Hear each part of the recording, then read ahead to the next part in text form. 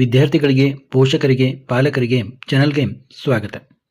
ನೋಡಿ, ಬಹಳಷ್ಟು ವಿದ್ಯಾರ್ಥಿಗಳು ಮತ್ತು ಪೋಷಕರು ನನಗೆ ಕಾಷನ್ ಡಿಪಾಸಿಟ್ ಬಗ್ಗೆ ತಿಳಿಸ್ಕೊಡಿ ಅಂತ ಕೇಳ್ತಾ ಇದ್ರು. ಹೀಗಾಗಿ ನಾನು ಈ ವಿಡಿಯೋವನ್ನು ಮಾಡ್ತಾ ಇದ್ದು, ವಿಡಿಯೋವನ್ನು ಸಂಪೂರ್ಣವಾಗಿ ನೋಡಿ. ಇಲ್ಲದಿದ್ದರೆ ನಿಮಗೆ ತುಂಬ ಕನ್ಫ್ಯೂಸ್ ಆಗ್ಬೋದು ಮತ್ತು ನಾನು ಏನು ಹೇಳ್ತಾ ಇದ್ದೀನಿ ಅನ್ನೋದನ್ನು ಬಿಟ್ಟು ನೀವು ಬೇರೆಯೇ ತಿಳ್ಕೊಬೋದು. ಆದ ಕಾರಣ ಈ ಕಾಷನ್ ಡಿಪಾಸಿಟ್ ಬಗ್ಗೆ ಈ ಸಂಪೂರ್ಣ ಮಾಹಿತಿಯನ್ನು ಒಳಗೊಂಡಿರುವಂತಹ ಈ ವಿಡಿಯೋವನ್ನು ಸಂಪೂರ್ಣವಾಗಿ ನೋಡಿ. ಅಂದರೆ ನಿಮಗೆ ಕಾಷನ್ ಡಿಪಾಸಿಟ್ ಯಾರು ಕಟ್ಟಬೇಕು, ಎಷ್ಟು ಕಟ್ಟಬೇಕು, ಅಥವಾ ಕಾಷನ್ ಡಿಪಾಸಿಟ್ ಕಟ್ಟಿ ನಾವು ಅಡ್ಮಿಷನ್ ಆಗಲಿಲ್ಲ ಅಂದರೆ ಯಾವ ರೀತಿ ನಾವು ಸಂದರ್ಭಗಳನ್ನು ಎದುರಿಸಬೇಕಾಗ್ತದೆ ಅನ್ನೋದನ್ನು ಇಲ್ಲಿ ಒಂದು ಫಸ್ಟ್ ರೌಂಡ್ ನಂತರ ಏನೇನು ಇದಿರುತ್ತೆ ಕಾಷನ್ ಡಿಪಾಸಿಟ್ ಬಗ್ಗೆ ಅನ್ನೋದನ್ನು ಸಂಪೂರ್ಣವಾಗಿ ನೋಡಿ. ಇದು KA ಬಿಡುಗಡೆ ಮಾಡಿದ್ದ ಸರ್ ಈ ವರ್ಷ ಅಂತ ಕೇಳಬೇಡಿ. ಇದು ಕಳೆದ ವರ್ಷ 2025ರಲ್ಲಿ ಬಿಡುಗಡೆ ಮಾಡಿದಂಥ ಒಂದು ನೋಟಿಫಿಕೇಶನ್. ಈಗೂ ಕೂಡ ನಿಮಗೆ ತುಂಬ ಅನುಕೂಲ ಆಗುತ್ತೆ. ಇಲ್ಲಿ ನೋಡಿ, ವೈದ್ಯಕೀಯ, ದಂತವೈದ್ಯಕೀಯ, ಹೋಮಿಯೋಪತಿ ಕೋರ್ಸ್ಗಳಿಗೆ ಅಂತ ಇದೆ. ಆಯುರ್ವೇದ ಅಂತ ಕೂಡ ನೀವು ಆ್ಯಡ್ ಮಾಡ್ಕೋಬಹುದು.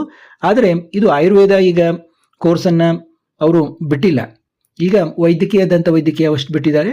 ನೀವು ಮುಂದೆ ಬಿಟ್ಟಾಗ ಆಯುರ್ವೇದ ಮತ್ತು ಹೋಮಿಯೋಪತಿ ಕೋರ್ಸ್ಗಳಿಗೂ ಕೂಡ ಇದೇ ರೀತಿ ಇರುತ್ತೆ ಅನ್ನೋದನ್ನು ನಿಮಗೆ ಒಂದು ಮಾಹಿತಿ ಬರುತ್ತೆ. ಸಂಪೂರ್ಣವಾಗಿ ನೋಡಿ, ಅಂದರೆ ನಿಮಗೆ ಕಾಷನ್ ಡಿಪಾಸಿಟ್ ಬಗ್ಗೆ ಯಾವ ರೀತಿ ಇದಿರುತ್ತೆ ಅನ್ನೋದು ಗೊತ್ತಾಗಿ ನಿಮಗೆ ಅನುಕೂಲ ಆಗುತ್ತೆ.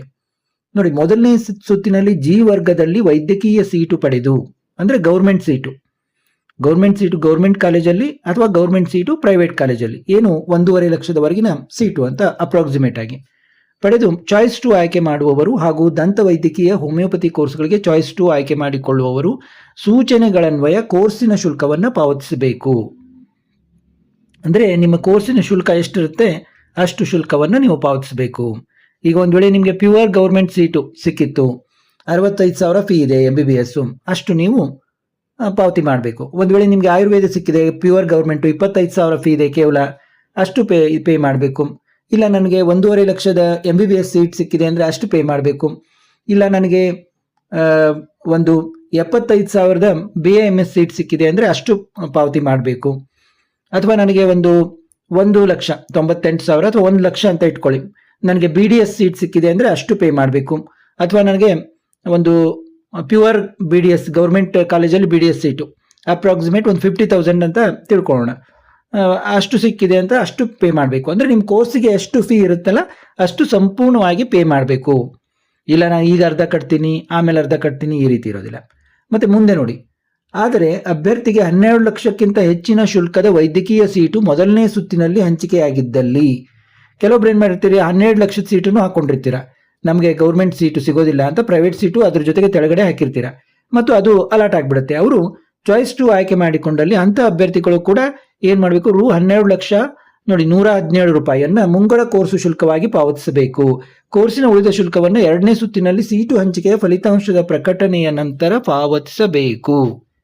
ನೋಡಿ, ಅಂದರೆ ಇದು 12 ಲಕ್ಷಕ್ಕೂ ಬಂತು, 22 ಲಕ್ಷಕ್ಕೂ ಬಂತು ಮತ್ತು 25 ಲಕ್ಷಕ್ಕೂ ಕೂಡ ಬಂತು ಅಂತ ತಿಳ್ಕೊಳ್ಳೋಣ. ಅಂದರೆ ನೀವು, ಅಂದರೆ ಇದು ಎಕ್ಸಾಕ್ಟ್ ಅಲ್ಲ, ನಾನು ಲಾಸ್ಟ್ ಇಯರ್ದು ಹೇಳ್ತಾ ಇದ್ದೀನಿ. ಯಾರು 12 ಲಕ್ಷಕ್ಕೆ ಹಾಕ್ಕೊಂಡಿರ್ತೀರ ಅವರು 12 ಲಕ್ಷ ಆದರೂ ಮೊದಲನೇ ಸುತ್ತಿನಲ್ಲಿ ಏನಾದರೂ 12 ಲಕ್ಷಕ್ಕಿಂತ ಹೆಚ್ಚಿನ ಶುಲ್ಕದ ವೈದ್ಯಕೀಯ ಸೀಟು ಅಂತ ಹೋದ ವರ್ಷ ಇತ್ತು. ಅದೇ ರೀತಿ ನಾನು ಹೇಳ್ತಾ ಇದ್ದೀನಿ. ನಿಮಗೆ 12 ಲಕ್ಷದ್ದು, 20 ಲಕ್ಷದ್ದು, 25 ಲಕ್ಷದ್ದು ಏನಾದರೂ ನಿಮಗೆ ಸಿಕ್ತಂದರೆ 12 ಲಕ್ಷವನ್ನು ಮುಂಗಡ ಕೋರ್ಸ್ ಶುಲ್ಕವಾಗಿ ಪಾವತಿಸಬೇಕು. ಕೋರ್ಸಿನ ಉಳಿದ ಶುಲ್ಕವನ್ನು 2ನೇ ಸುತ್ತಿನಲ್ಲಿ ಸೀಟು ಹಂಚಿಕೆಯ ಫಲಿತಾಂಶ ಪ್ರಕಟಣೆಯ ನಂತರ ಪಾವತಿಸಬೇಕು. ನಿಮಗೆ ಕ್ಲಿಯರ್ ಆಯಿತು ಅಂತ ತಿಳ್ಕೊತೀನಿ. ಅಂದರೆ ನೀವು ಚಾಯ್ಸ್ 2 ತೆಗೆದುಕೊಂಡು ನೀವು ಅಪ್ಗ್ರೇಡೇಷನ್ಗೆ ಕಾಯ್ತಾ ಇದ್ದೀರಾ. ಅಂದರೆ ಈಗ ನಿಮಗೆ 12 ಲಕ್ಷಕ್ಕಿಂತ ಅಥವಾ 12 ಲಕ್ಷದ ಸೀಟು ಸಿಕ್ಕಿದೆ, ನೀವು ಅಡ್ಮಿಷನ್ ಮಾಡ್ತಾ ಇಲ್ಲ. ನೀವೇನು ಮಾಡ್ತಾ ಇದ್ದೀರಾ, ನನಗೆ ಮೇಲಿನ ಕಾಲೇಜ್ ಸಿಗುತ್ತೆ, ಇನ್ನೂ ಒಳ್ಳೆಯ ಕಾಲೇಜ್ ಸಿಗುತ್ತೆ ಅಂತ ನೀವು ಕಾಯ್ತಾ ಇದ್ದೀರಾ. ಅಥವಾ ಫಾರ್ ಎಕ್ಸಾಂಪಲ್ ನಿಮಗೆ 22 ಲಕ್ಷದ ಸೀಟು ಸಿಕ್ಕಿದೆ ಅಂತ ಅನ್ಕೊಳ್ಳೋಣ, ನೀವು ನನಗೆ 12 ಲಕ್ಷದ ಸೀಟು ಸಿಗುತ್ತೆ ನೆಕ್ಸ್ಟ್ ರೌಂಡ್ನಲ್ಲಿ, ಅಂದರೆ ಸೆಕೆಂಡ್ ರೌಂಡ್ನಲ್ಲಿ ಅಂತ ಕಾಯ್ತಾ ಇದ್ದೀರಿ ಅಂತ ತಿಳ್ಕೊಳ್ಳಿ. ನೀವು ಕಾಯ್ತಾ ಇದ್ರೂ ಕೂಡ ಏನು ಮಾಡಬೇಕು, ಚಾಯ್ಸ್ 2 ಹಾಕಿದರೆ ನೀವು 12,117 ರೂಪಾಯಿನ ಒಂದು ಕಾಷನ್ ಡಿಪಾಸಿಟ್ ಮುಂಗಡ ಕೋರ್ಸ್ ಶುಲ್ಕವಾಗಿ ಪಾವತಿಸಬೇಕು. ಅಂದರೆ ತುಂಬಿ ನೀವು ಚಾಯ್ಸ್ 2 ತೆಗೆದುಕೊಂಡು ನೆಕ್ಸ್ಟ್ ಸೆಕೆಂಡ್ ರೌಂಡ್ನಲ್ಲಿ ಭಾಗವಹಿಸಬೇಕು. ಮತ್ತು ಕೆಲವೊಬ್ರು ಕೇಳ್ಬೋದು, ಸರ್ ನಾನು SC ST ಇದಕ್ಕೆ ಬರ್ತೀನಿ, ನಾನು ಕೂಡ ತುಂಬಬೇಕಾ ಫೀ ಅಂತ. ನೋಡಿ, ಪರಿಶಿಷ್ಟ ಜಾತಿ, ಪರಿಶಿಷ್ಟ ಪಂಗಡ, ಪ್ರವರ್ಗ 1ರ ಅಭ್ಯರ್ಥಿಗೆ ಖಾಸಗಿ ವೈದ್ಯಕೀಯ ಕಾಲೇಜಿನಲ್ಲಿ P ವರ್ಗದ ವೈದ್ಯಕೀಯ ಸೀಟು ಮೊದಲನೇ ಸುತ್ತಿನಲ್ಲಿ ಹಂಚಿಕೆಯಾಗಿದ್ದಲ್ಲಿ, ಅಂದರೆ ನೋಡಿ ನಿಮಗೆ ಗೌರ್ಮೆಂಟ್ ಸೀಟ್ ಸಿಕ್ಕಿಲ್ಲ, ನಿಮಗೆ P ಸೀಟ್ ಸಿಕ್ಕಿದೆ, ಪ್ರೈವೇಟ್ ಸೀಟ್ ಸಿಕ್ಕಿದೆ ಮತ್ತು ಚಾಯ್ಸ್ 2 ಆಯ್ಕೆ ಮಾಡ್ಕೋಬೇಕು ಅಂತ ಇದ್ದೀರಾ ನೀವು. ಅಂತ ಅಭ್ಯರ್ಥಿಗಳು ರೂಪಾಯಿ 2,00,000 ಕಾಷನ್ ಡಿಪಾಸಿಟ್ ಆಗಿ ಪಾವತಿಸಬೇಕು. ಅಂದ್ರೆ ನೀವು ಕೂಡ 2,00,000 ಕಾಷನ್ ಡಿಪಾಸಿಟ್ ಅನ್ನ ಪಾವತಿಸಬೇಕು. ಯಾರು ಪರಿಶಿಷ್ಟ ಜಾತಿ, ಪರಿಶಿಷ್ಟ ಪಂಗಡ, ಪ್ರವರ್ಗ 1ರ ಅಭ್ಯರ್ಥಿಗಳು ಕೂಡ ನೀವು ಪಿ ವರ್ಗದ ಸೀಟನ್ನು ನಿಮಗೆ ಹಂಚಿಕೆ ಆಗಿದ್ದು ನೀವು ಚಾಯ್ಸ್ 2 ತೆಗೆದುಕೋತಾ ಇದ್ದೀರಾ. ನೀವು ಯಾಕೆ ಚಾಯ್ಸ್ 2 ತೆಗೆದುಕೋತೀರಾ ಅಂದರೆ ನಿಮ್ಗೆ ಒಂದು ವೇಳೆ ಪಿ ವರ್ಗದಲ್ಲಿ ಏನಾಗ್ಬಿಟ್ಟಿದೆ, ನಿಮಗೆ 25 ಲಕ್ಷದ್ದು 22 ಲಕ್ಷದ್ದು ಅಲಾಟ್ ಆಗಿಬಿಟ್ಟಿದೆ, ಆಮೇಲೆ 12 ಲಕ್ಷದ್ದು ಅಲಾಟ್ ಆಗ್ಬೋದು ಮುಂದಿನ ರೌಂಡ್ನಲ್ಲಿ ಅನ್ನೋದಿದೆ ನಿಮಗೆ, ಅಥವಾ ನಿಮಗೆ ಗೌರ್ಮೆಂಟ್ ಸೀಟೇ ಅಲಾಟ್ ಆಗ್ಬೋದು, ಸೆಮಿ ಗೌರ್ಮೆಂಟು, ಹೀಗೆಲ್ಲ ಏನೋ ನಿಮಗೆ ಒಂದು ಇದಿದೆ. ಆಗ ನೀವೇನು ಮಾಡಬೇಕಾಗುತ್ತೆ, ನೀವು 2,00,000 ಕಾಷನ್ ಡಿಪಾಸಿಟ್ ಆಗಿ ಪಾವತಿಸಬೇಕು. ಮತ್ತು ತುಂಬ ಇನ್ನೂ ಇಂಪಾರ್ಟೆಂಟ್ ಇದೆ, ಅದನ್ನು ನೀವು ತಿಳ್ಕೋಬೇಕು. ಇಂಥ ಅಭ್ಯರ್ಥಿಗಳಿಗೆ ಒಂದು ವೇಳೆ ಇಷ್ಟೆಲ್ಲ ಮಾಡಿದ್ರೆ ನೀವು ಇಂಥ ಅಭ್ಯರ್ಥಿಗಳಿಗೆ ಆಲ್ ಇಂಡಿಯಾ ಕೋಟಾ ಅಥವಾ ಯಾವುದೇ ಇತರ ರಾಜ್ಯ ಕೌನ್ಸಿಲಿಂಗ್ನಲ್ಲಿ ವೈದ್ಯಕೀಯ ಸೀಟು ಪಡೆದು ಅಲ್ಲಿ ಪ್ರವೇಶ ಪಡೆಯಲು ನಿರ್ಧರಿಸಿದರೆ, ನೋಡಿ ಎಲ್ಲ ಥ್ರೂ ಗೌರ್ಮೆಂಟ್ ನಡೆಯುವಂಥದ್ದು, ಯಾವುದೇ ಒಂದು ಪ್ರೈವೇಟ್ ಅಲ್ಲ, ಇದು ನೀವು ಗಮನದಲ್ಲಿಡಬೇಕು. ಆಲ್ ಇಂಡಿಯಾ ಕೋಟಾ ಅಥವಾ ಯಾವುದೇ ಇತರ ಸ್ಟೇಟ್ ಕೌನ್ಸಿಲಿಂಗ್, ರಾಜ್ಯ ಕೌನ್ಸಿಲಿಂಗ್ನಲ್ಲಿ ವೈದ್ಯಕೀಯ ಸೀಟು ಪಡೆದು ಅಲ್ಲಿ ಪ್ರವೇಶ ಪಡೆಯಲು ನಿರ್ಧರಿಸಿದರೆ 2ನೇ ಸುತ್ತಿನ ಸೀಟು ಹಂಚಿಕೆ ಅಂತಿಮ ಫಲಿತಾಂಶ ಪ್ರಕಟಿಸುವ ಮೊದಲು ಅಭ್ಯರ್ಥಿಯು ಸೀಟನ್ನು ರದ್ದುಪಡಿಸಿಕೊಳ್ಳಬಹುದು. ಅಂದರೆ ನಿಮಗೆ ಆಲ್ ಇಂಡಿಯಾ ಕೋಟಾದಲ್ಲೋ ಅಥವಾ ಬೇರೆ ಸ್ಟೇಟ್ ಗೌರ್ಮೆಂಟ್ ನಡೆಸುವಂಥ ಕೋಟಾದಲ್ಲಿ ನಿಮಗೆ ಸೀಟ್ ಸಿಕ್ಬಿಡ್ತು, ನೀವು ಅಲ್ಲಿ ಒಂದು ಅಡ್ಮಿಷನ್ ತೆಗೆದುಕೋಬೇಕಂತಿದ್ದೀರಾ, ಇನ್ನೂ ನಮ್ಮ ಒಂದು ಕರ್ನಾಟಕ ಇದ್ರದ್ದು ರಿಸಲ್ಟ್ ಬಂದಿಲ್ಲ ಅಂತ ತಿಳ್ಕೊಳ್ಳಿ. ಅವಾಗ ಮುಂಗಡ ಕೋರ್ಸ್ ಶುಲ್ಕ ಮೊತ್ತವನ್ನು ಅಭ್ಯರ್ಥಿಗೆ ಹಂಚಿಕೆ ಆಗುವ ಆಲ್ ಇಂಡಿಯಾ ಕೋಟಾ ಅಥವಾ ಇತರ ರಾಜ್ಯ ಕಾಲೇಜಿಗೆ ವರ್ಗಾಯಿಸಲಾಗುವುದು. ಅಂದ್ರೆ ಏನಿದು ಮುಂಗಡ ಕೋರ್ಸ್ ಶುಲ್ಕ ತುಂಬಿರ್ತಿರಲ್ಲ, ಕಾಷನ್ ಡಿಪಾಸಿಟ್, ಅದನ್ನ ಆ ಕಾಲೇಜ್ಗೆ, ಅಂದ್ರೆ ಆಲ್ ಇಂಡಿಯಾ ಕೋಟಾ ಕಾಲೇಜ್ ಇರಲಿ ಅಥವಾ ಯಾವುದೇ ಸ್ಟೇಟ್ ಕೋಟಾದ ಕಾಲೇಜ್ ಇರಲಿ, ಅಲ್ಲಿಗೆ ನಾವು ಟ್ರಾನ್ಸ್ಫರ್ ಮಾಡ್ತೀವಿ ಅಂತ ಹೇಳ್ತಾರೆ. ಪರಿಶಿಷ್ಟ ಜಾತಿ, ಪರಿಶಿಷ್ಟ ಪಂಗಡ, ಪ್ರವರ್ಗ 1ರ ಅಭ್ಯರ್ಥಿಗಳಿಗೆ ಕಾಷನ್ ಡಿಪಾಸಿಟ್ ಮರುಪಾವತಿಸಲಾಗುವುದು. ಒಂದು ವೇಳೆ SC ST ಈ ಏನು ಪ್ರವರ್ಗ 1ರ ಕ್ಯಾಂಡಿಡೇಟ್ಗಳಿದ್ರೆ ಅವರಿಗೆ ಕಾಷನ್ ಡಿಪಾಸಿಟ್ನ ಅವ್ರ ಅಕೌಂಟಿಗೆ ಹೊಳ್ಳಿ ಪಾವತಿ ಮಾಡ್ತಾರೆ. ಯಾಕಂದ್ರೆ ಇದು SC ST ಬೇರೆ ಬೇರೆ ಸ್ಟೇಟ್ನಲ್ಲಿ ಇದಿರುತ್ತೆ, ನಮ್ಮ ಸ್ಟೇಟ್ನಲ್ಲಿ ಇರೋ ಹಾಗೆ ಕೆಲವೊಂದು ಸ್ಟೇಟ್ನಲ್ಲಿ ನಿಮ್ಮ ಒಂದು SC ST ಇದು ಬೇರೆ ಇರ್ಬೋದು. ಆದ ಕಾರಣ ಏನಾಗ್ಬಿಡ್ತಾರೆ, ನಿಮಗೆ ಒಂದು ಕಾಷನ್ ಡಿಪಾಸಿಟ್ ನಿಮ್ಮ ಅಕೌಂಟಿಗೆ ನಿಮಗೆ ಟ್ರಾನ್ಸ್ಫರ್ ಮಾಡ್ತಾರೆ. ಅದೇ ನೀವು ಒಂದು OBC ಅದರ್ ಕಾಸ್ಟ್ ಇದ್ದು ಅಥವಾ ಜನರಲ್ ಮೆರಿಟ್ ಇದ್ರೆ ನಿಮಗೆ ಏನ್ ಮಾಡ್ತಾರೆ, ನಿಮ್ದು ಯಾವ ಕಾಲೇಜಲ್ಲಿ ನಿಮಗೆ ಸೀಟ್ ಸಿಕ್ಕಿದಿಲ್ಲ ಅದೇ ಕಾಲೇಜಿಗೆ ಆ ಒಂದು ಕಾಷನ್ ಡಿಪಾಸಿಟ್ ಅನ್ನ ಟ್ರಾನ್ಸ್ಫರ್ ಮಾಡ್ತಾರೆ.